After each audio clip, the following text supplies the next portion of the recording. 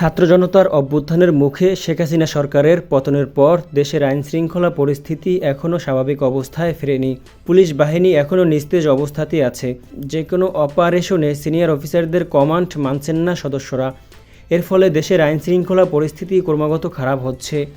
Mob জাস্টিসের নামে পিটিয়ে মানুষ হত্যার মতো ঘটনা ঘটছে প্রায় সময়।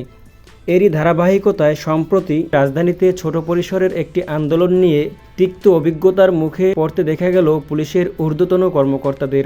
রোববার রাজধানীর কাকরাইলের অডিট ভবনের সামনে গ্রেড পরিবর্তনের দাবিতে অডিটরদের সড়ক অবরোধ কর্মসূচি ঘিরে এমন চিত্র দেখা যায়।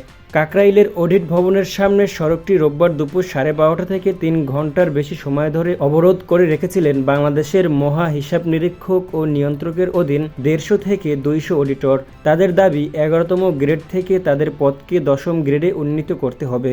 এই দাবিতে সড়ক অবরোধের কারণে কাকরাইলের আশপাশ সহ রাজধানীর বড় অংশ জুড়ে যানজট তৈরি হয়।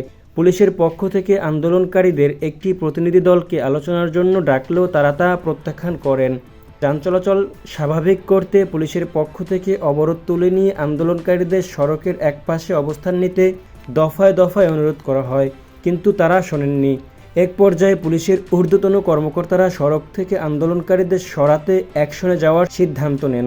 তখন অধস্তন কর্মকর্তাদের নির্বিকার ভূমিকার কারণে বাধে বিপত্তি।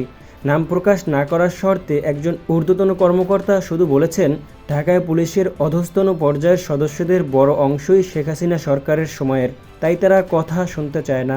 অনেকে আবার ঢাকায় নতুন আসায় বিষয়গুলো বুঝে উঠতে পারে না। সব মিলিয়ে আমরা খুবই বিপাকে আছি।